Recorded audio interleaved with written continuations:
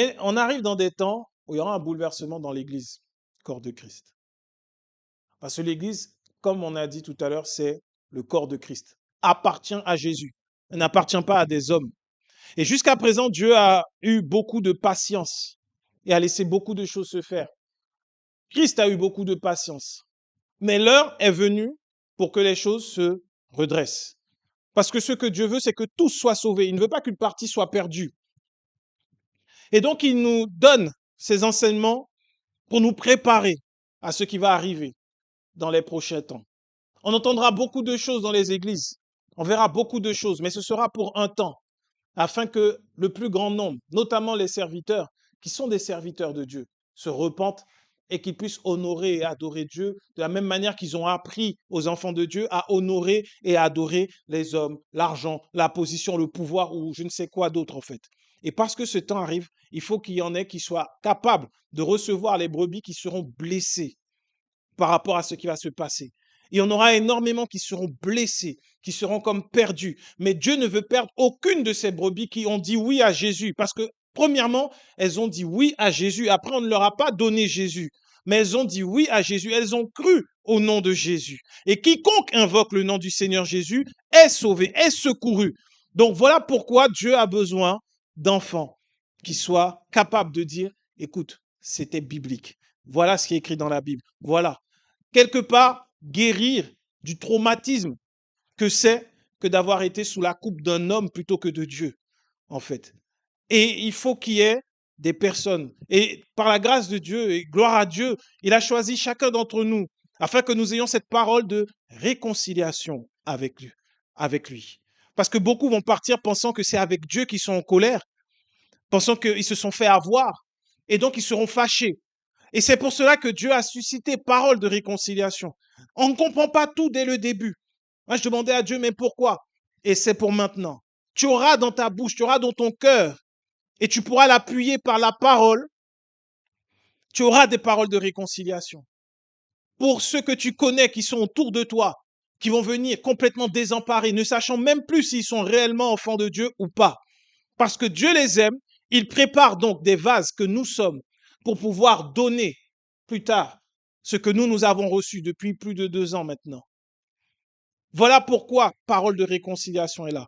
Et donc, il faut se préparer. Et là, on est sur cette série d'enseignements et on va rentrer dans une série d'enseignements encore où on verra que Jésus, premièrement, même avant Jésus, les prophètes déjà le disaient, mais Jésus est venu et il a parlé des faux serviteurs. Pierre a parlé des faux serviteurs. Jean a parlé des faux serviteurs. Jacques a parlé. Paul, ils ont tous prévenu l'Église. Ils leur ont tous dit de faire attention à ces faux serviteurs. Pourquoi? Parce qu'il y a des conséquences. Il y a des choses qui se passent. Et pourquoi il veut nous parler? C'est pour ouvrir nos yeux. Parce que ce sont avant tout des vrais qui ont fini par devenir des faux. Il y en a qui sont des loups dès le début et il n'y a pas de problème avec ça. Mais il y en a qui se sont égarés en chemin et il faudra pouvoir parler. La première des choses, pourquoi le Seigneur nous a dit de prier pour nos ennemis, de pardonner, de faire du bien à ceux qui nous persécutent. Pourquoi il nous l'a dit? C'est pour que nous puissions dire plus tard, quand ils viendront et qu'ils seront en colère et qu'ils auront de l'amertume dans le cœur, de leur dire, mais tu dois prier pour lui, tu dois prier pour elle, tu dois l'aimer parce que Dieu l'aime également. Et parce que toi, ça va te faire du bien de prier pour ceux qui t'ont persécuté, qui t'ont fait du mal en fait. On doit pouvoir le faire. Pourquoi le Seigneur nous a donné aussi cette direction de pouvoir prier avec autorité? Parce qu'il faudra prier avec autorité, parce qu'à cause des faux enseignements, et on le verra, beaucoup de démons, beaucoup d'esprits malins sont assis dans la vie de ceux qui sont censés être les enfants de Dieu, libérés de ces esprits méchants.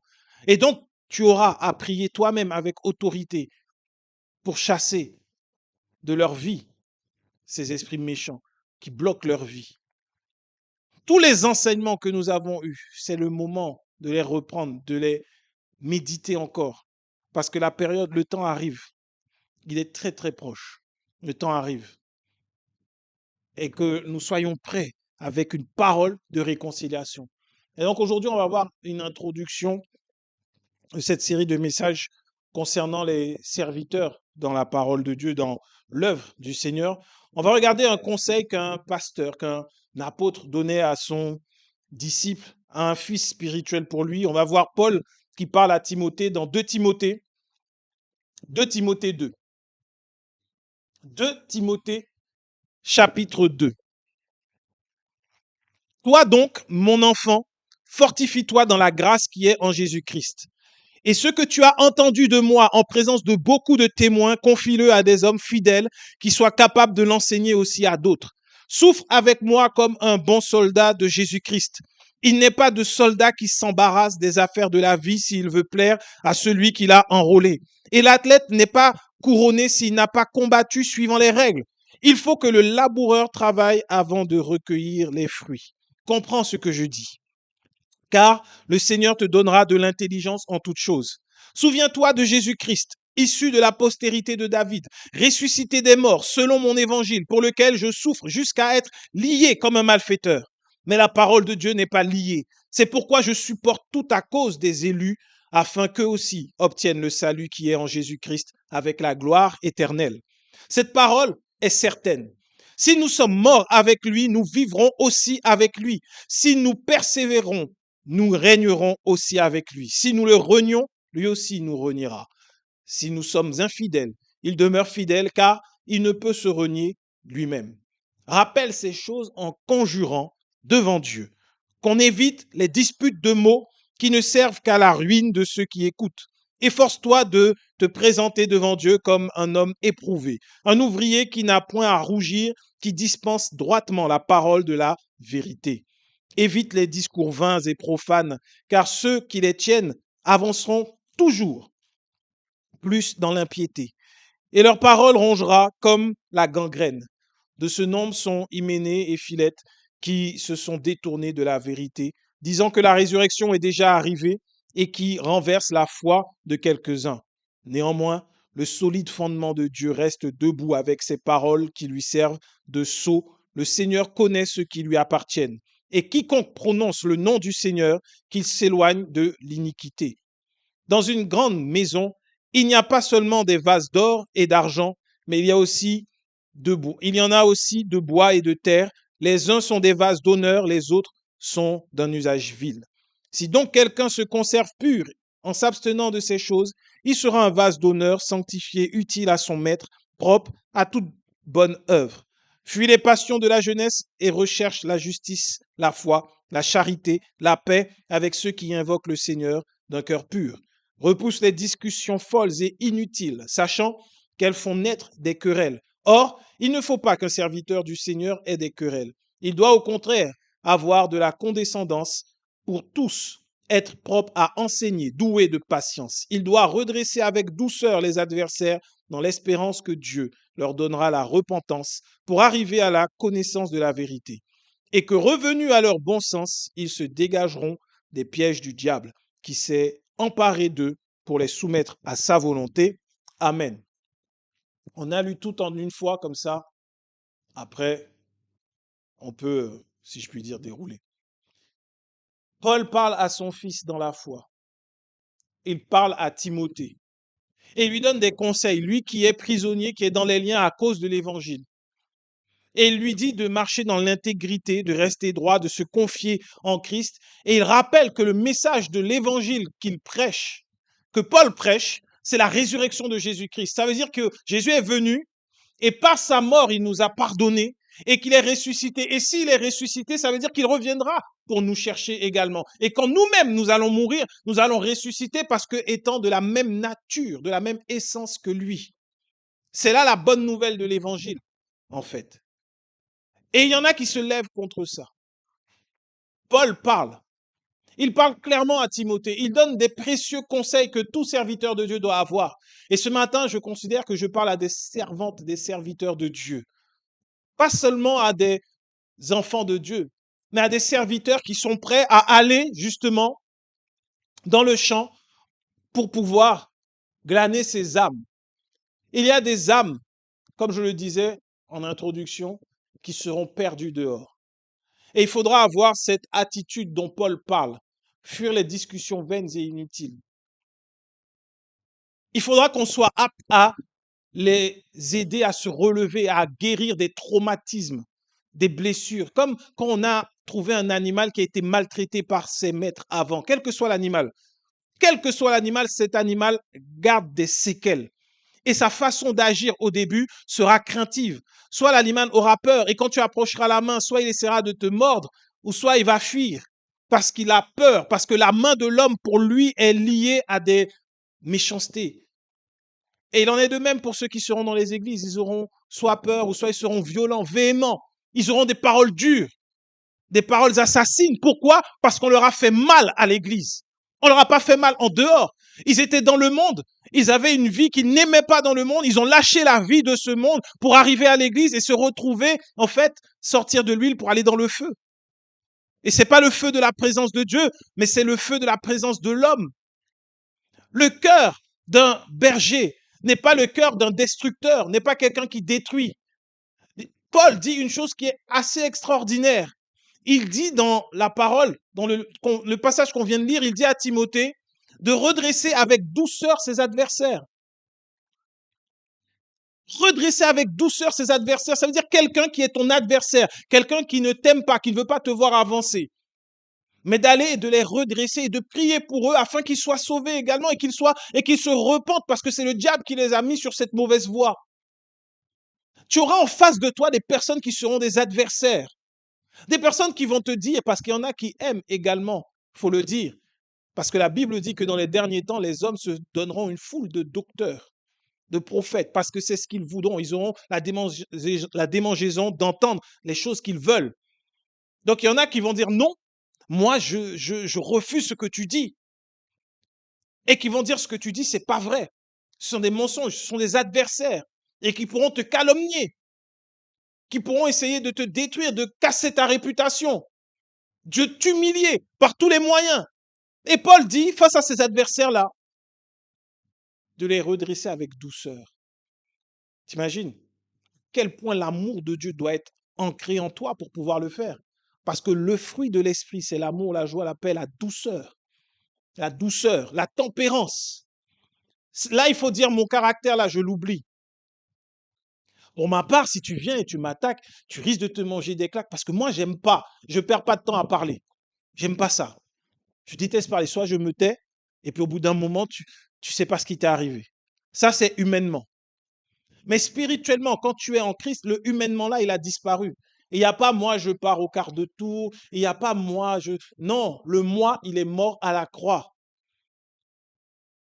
Pour que tu sois apte à redresser avec douceur un adversaire. Quelqu'un qui va essayer de te dire, oui, mais toi, tu vois pas ci, tu vois pas ça. Dès que quelqu'un veut essayer de te rappeler le passé, te rappeler tes erreurs, te dire que oui, mais tu étais comme si tu étais comme ça, sache qu'il est animé et motivé par le diable lui-même. C'est lui qui rappelle le passé.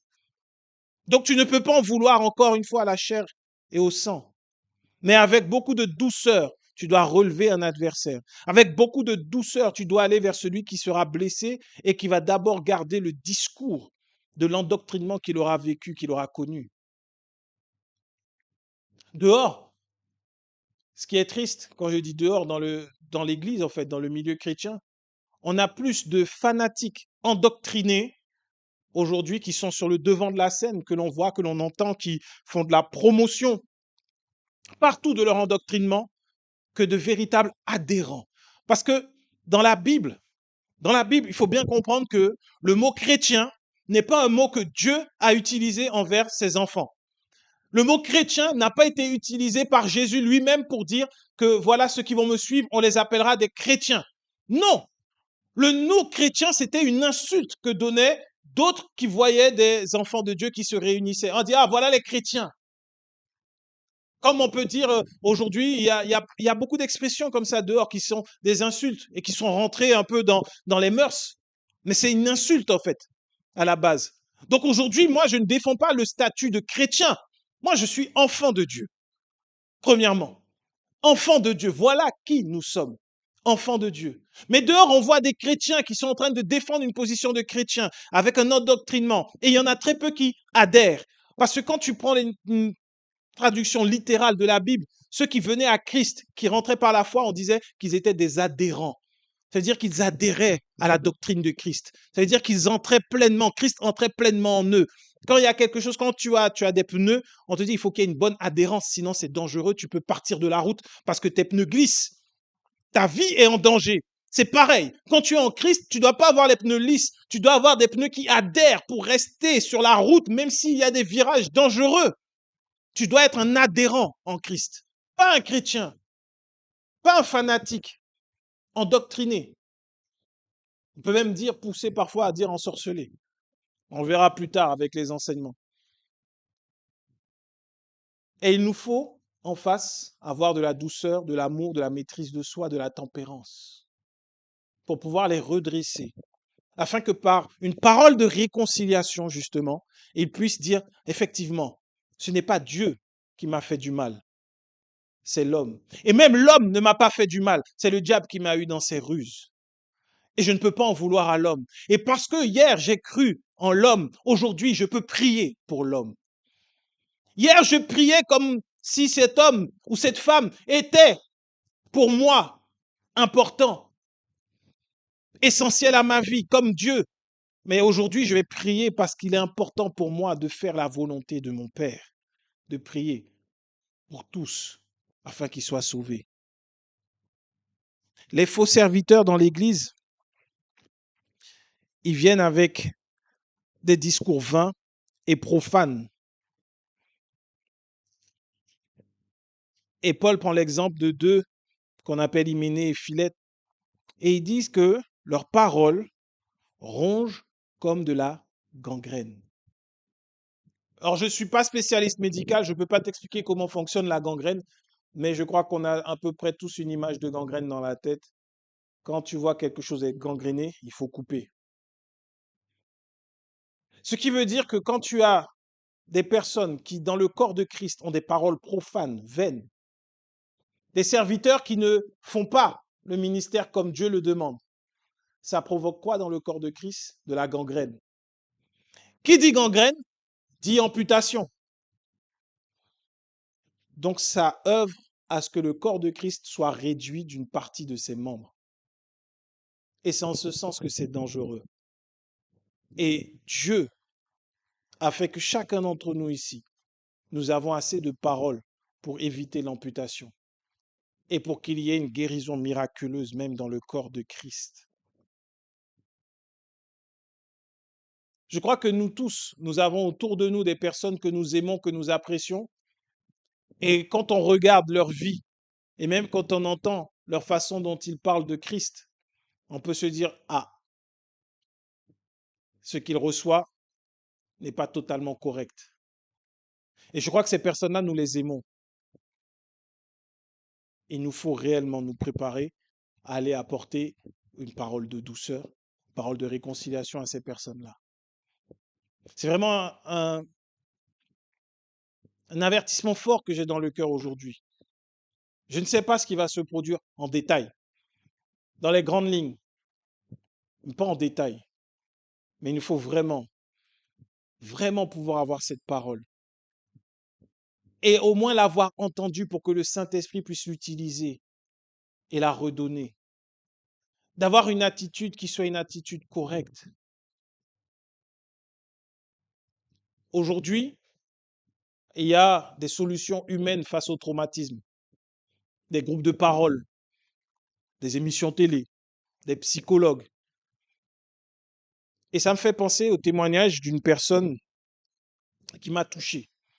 Une personne transgenre qui, c'était une femme qui a 3 enfants, qui a eu 3 enfants, et qui était en colère contre ce qui se passait dans le fait qu'on donne à des enfants la possibilité de choisir alors que leur cerveau n'est pas encore totalement développé, qu'ils ne savent pas exactement ce qu'ils font quand ils ont 10, 12 ans, de dire ah oui, ben finalement je suis un garçon ou autre, et qu'ils passent par des processus de transformation. Parce que cette femme, c'était un homme, physiquement tu voyais un homme, le processus était complètement fini. Et elle disait, moi je suis transgenre, mais je suis contre ce qui se fait. Parce que le fait d'avoir changé profondément mon apparence, d'avoir fait le processus, d'avoir fait les opérations, ça n'a pas enlevé les problèmes que j'avais quand j'étais femme, à l'intérieur de moi. Ça n'a pas changé ça, en fait. Les problèmes sont restés là. Ce n'est pas parce que tu as un problème existentiel, effectivement, aujourd'hui, il y a des solutions qui sont extérieures, mais cet homme disait, le problème de confiance en moi que j'avais est toujours resté là. C'est pas parce que je suis devenu un homme que j'ai perdu ce problème de confiance en moi. Et on doit plutôt aider les gens à se relever, à les accompagner, les écouter pour qu'ils puissent guérir réellement, plutôt que de mettre un processus qui peut être très invasif. Il y en a qui après regrettent. Une fois que le problème est réglé, se disent, je regrette que j'ai fait ces opérations-là aujourd'hui, parce que je me rends compte que c'était pas ça le problème. J'ai rien contre les personnes transgenres, au contraire, elles sont bienvenues à l'église, parce qu'il y a certainement encore des choses qui doivent être réglées et Jésus-Christ est la solution. Et aujourd'hui, c'est comme ça que l'on va dans le monde, en fait. Aujourd'hui, c'est avec ce cœur-là qu'il faut aller dans le monde.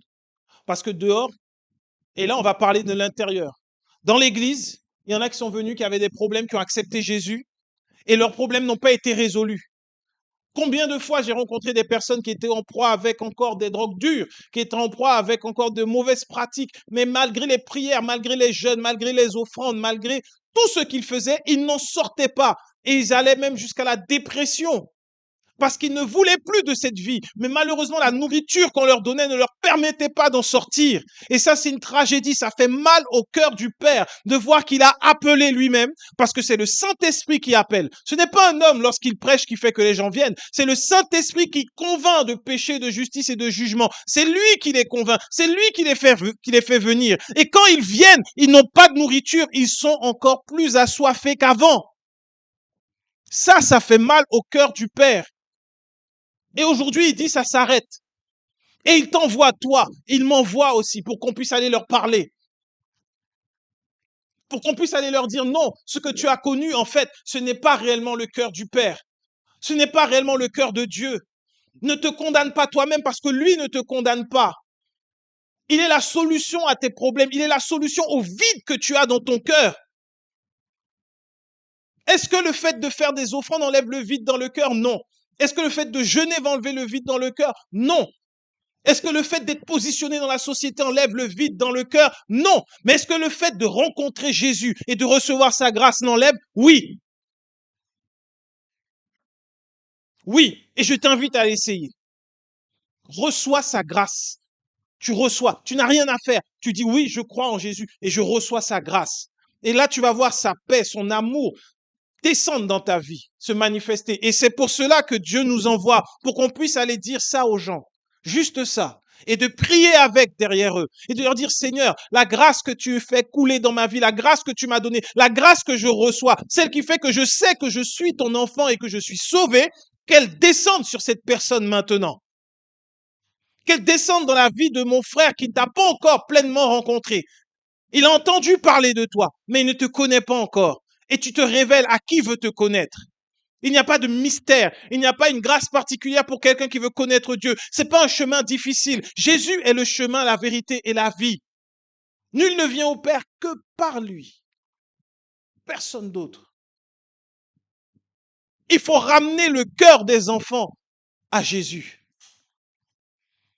Parce que ce temps arrive où ça s'arrête dans l'église.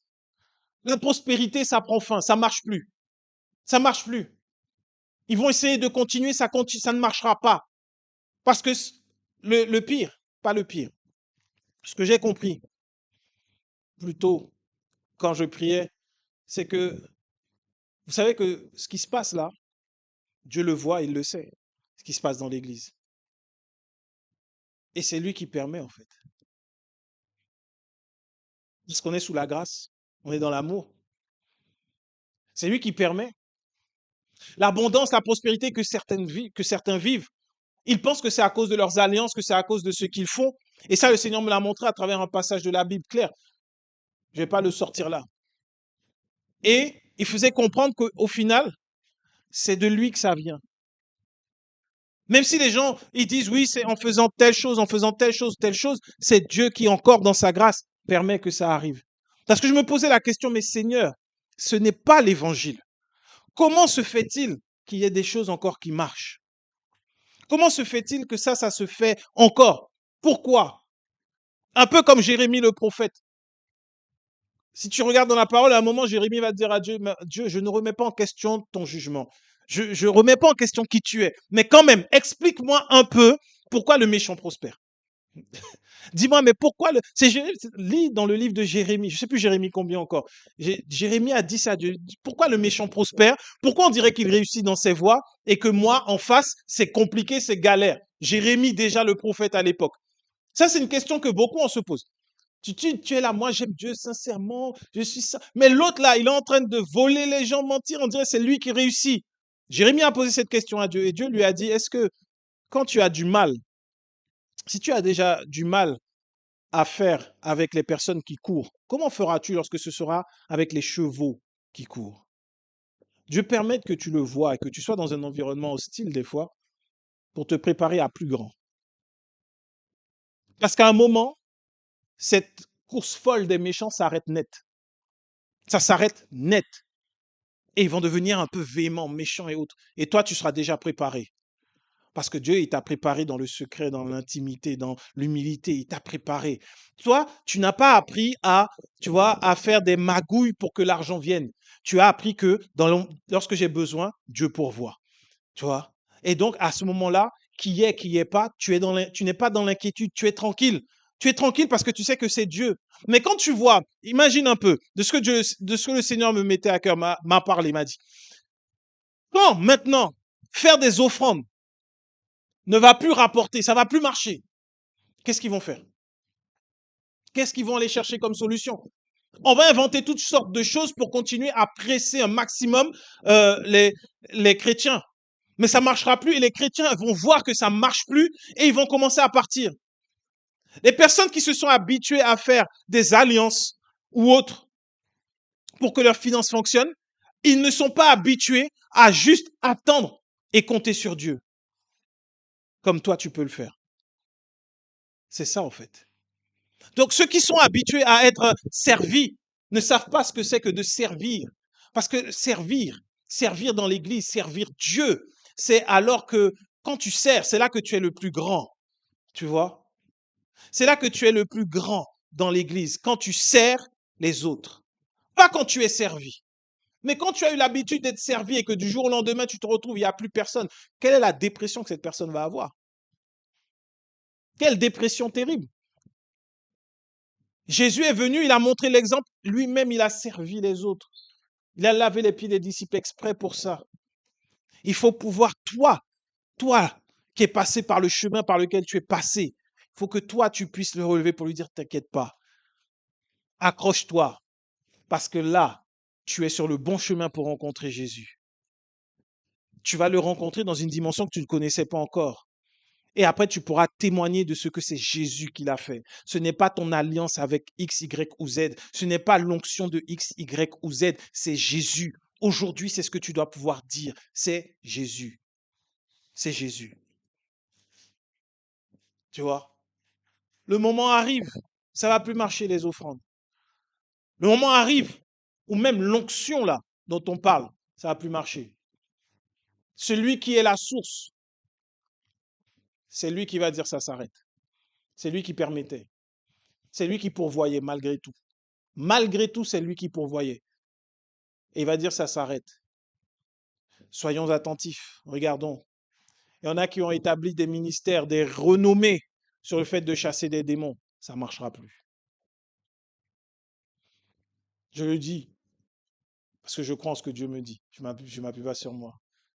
Si j'ai tort, si j'ai menti, le Seigneur me le dira et on le verra, on l'entendra. Mais ça ne marchera plus. Les combines, tout sera exposé. C'est ce temps qui arrive. C'est ce temps qui arrive. Et il faut que, comme Timothée, tu fuis les discussions vaines et inutiles. Parce que ça, il faut vraiment le mettre en place, le mettre en pratique. Fuir les discussions vaines et inutiles. Quand ça va commencer dans les églises, coupe ton téléphone. Ne réponds pas. Tu n'as pas besoin de savoir quelle humiliation il y a eu dans l'église parce que c'est dans le corps de Christ. Tu n'as pas besoin de le savoir, en fait. Tu n'as pas besoin de savoir ça. Tes oreilles ne sont pas faites pour ça. Ça n'édifie en rien. Ce n'est pas réjouissant de savoir que tel pasteur a connu telle ou telle chose. De dire, ah oui, tu vois comment il était arrogant et tout, maintenant il est passé par là. Ce n'est pas réjouissant. Ce n'est pas ce que l'on veut. Il faut fuir ces discussions. Il faut fuir ces discussions où on se réunit, on s'assoit et puis on commence à parler. Ah ouais, mais je me rappelle de ci, je me rappelle de ça. Non, si jamais tu es là et que tu n'arrives pas à faire que la discussion s'arrête, pars. Pars. Le terrain et le moment n'est pas propice pour pouvoir parler de la grâce de Dieu. Ça fait partie également de ce traumatisme. Les gens ont besoin de parler, parler, parler. Il ne faut pas parler, il faut se taire. Et il y a quelque chose qui est en train de se faire. Aujourd'hui, le Seigneur nous prévient. On le sait d'avance. Il ne faudra pas parler. Il faut se garder de parler. Il faut se garder de parler. Parce que quand tu regardes, il dit au verset 20, dans une grande maison, il n'y a pas seulement des vases d'or et d'argent, mais il y en a aussi de bois et de terre. Les uns sont des vases d'honneur, les autres sont des vases d'un usage vil. Si donc quelqu'un se conserve pur en s'abstenant de ces choses, il sera un vase d'honneur sanctifié, utile à son maître, propre à toute bonne œuvre. Si tu te préserves de quoi? De ce qu'il dit avant, de l'impiété, des paroles folles, des discussions vaines, inutiles. En fait, tu es un vase d'honneur. Là, maintenant, tu es un vase d'honneur entre les mains du Seigneur. Il va t'utiliser pour que d'autres puissent recevoir. On met dans un vase d'honneur ce qui est utile. Dans un vase vil, c'était ce qui était inutile à l'époque. Les huiles usagées, ce qui allait être jeté était mis dans des vases de bois ou de terre. Mais dans un vase d'or ou d'argent, on mettait des choses précieuses, on mettait le vin, on mettait de l'eau, on mettait des choses qui étaient rares et précieuses. Aujourd'hui, tu es un vase d'honneur. En toi, la parole que tu as en toi, la grâce, la parole de réconciliation, elle est précieuse. Ne te souille pas par des discussions inutiles, par des paroles profanes. Ne te réjouis pas quand tu entendras la chute de tel ou tel. Surtout pas. Même si c'est quelqu'un qui t'a fait du mal, qui t'a blessé, humilié, jamais, jamais, au grand jamais. Dieu ne l'a jamais fait. Il ne le fera jamais. Tu es un vase d'honneur dans la maison de Dieu. Et les vases d'honneur ne sont pas aussi nombreux que les vases de terre ou que les vases de pierre, en fait. Il y a beaucoup plus de choses à jeter. Tu regardes même chez toi, il y a plus de les verres, les beaux verres, le beau service à verre que tu as là. Tu as plus de verres que tu utilises tous les jours. Si ça se casse, c'est pas grave, que de belles flûtes à champagne, des beaux verres à vin, des verres à cognac, tout ça là. Ça, c'est tellement précieux que tu le gardes à côté. Tout le monde ne le voit pas. Et quand tu le laves, tu l'essuies tout de suite. Il n'y a pas une trace de calcaire. Tu vois, ça, c'est les vases d'honneur. Tu comprends pourquoi Dieu t'a gardé, caché, préservé là pendant ce temps-là. Parce que maintenant, il y aura un grand banquet fait par le Seigneur où sa parole va être donnée, la nourriture, la réelle, la véritable. Et là, il y aura besoin d'avoir ces verres, ces vases d'honneur. Parce que ceux qui vont venir, ils auront faim et soif. Et comme ils seront blessés, parfois, ils vont peut-être ébrécher ces vases que nous sommes. Il y aura des paroles assassines, des paroles blessantes. Mais il y a le réparateur des brèches avec nous. Et tu seras comme neuf. Et tu pourras continuer de servir et de donner, et de donner, et de donner encore. Reste un vase d'honneur. Reste. Parce que Paul dit bien que ne te souille pas, ne deviens pas un vase vil, parce que tu auras participé à des discussions vaines et inutiles. Vraiment. Aie l'audace et le courage de dire au frère, à la sœur, qui va t'appeler pour te dire, ah, tu sais pas ce qui se passe, écoute, non, je ne veux pas savoir. Je ne veux pas savoir. Mais sache que quand tu auras besoin de restauration de la parole, là, tu pourras m'appeler. Ce que tu vis est certainement difficile, mais maintenant, je ne veux pas savoir. Ça me préserve et ça me garde. Parce que je veux pouvoir être apte à donner sans dire, ah oui, mais je connais ci, je connais ça, j'ai vu ça. Effectivement, ça va polluer, ça pollue. Je vous assure, ça pollue. Ça pollue la qualité du message que tu peux donner après. Quand le Seigneur m'a fait grâce et m'a retiré des grandes eaux où je me perdais, il m'a mis à cœur de ne rien savoir de ce qui se passe. de ne pas avoir de retour. Et même quand on voudrait me le dire, je ne veux pas savoir, parce que demain, j'ai un message à donner. Et je ne veux pas que ce soit influencé, qu'on puisse dire que les exemples que je prends, c'est parce qu'on m'a dit. On m'a rien dit. Je ne sais rien du tout. Je ne veux pas en entendre parler. Pas parce que ça ne m'intéresse pas, mais parce que ce que tu dois donner, tu as un vase d'honneur. Tu ne peux pas le laisser être dilué. Si tu as un bon vin qui coûte cher, mais qu'une mouche tombe dedans, tu es obligé de tout jeter. C'est pareil. Gardons-nous de ces mouches pour qu'ensuite on puisse avec douceur parler d'amour, parler de Dieu, parler du véritable amour. Aujourd'hui, et on va finir avec ça, tu n'as pas besoin d'avoir un doctorat en théologie pour parler de l'amour de Dieu. Tu as juste besoin de l'avoir expérimenté. Tu peux parler de ce que toi-même tu as expérimenté. Tu peux parler des blessures qu'il a guéries en toi. Tu peux parler de la manière dont il t'a relevé. Tu peux parler de son amour. Tu peux dire que c'est ce qu'il y a écrit dans sa parole, parce qu'il est écrit partout que Dieu est amour. Et enfin, pour finir, je disais qu'on n'est pas, moi je ne suis pas chrétien, je suis enfant de Dieu. Et l'apôtre Jean dit, et même Jésus le dit, que l'on reconnaîtra que nous sommes enfants de Dieu à l'amour que nous avons les uns envers les autres. À l'amour que nous avons. Tu es enfant de Dieu. Il faut que dans la période qui arrive, on reconnaisse lui, elle, c'est un véritable enfant de Dieu.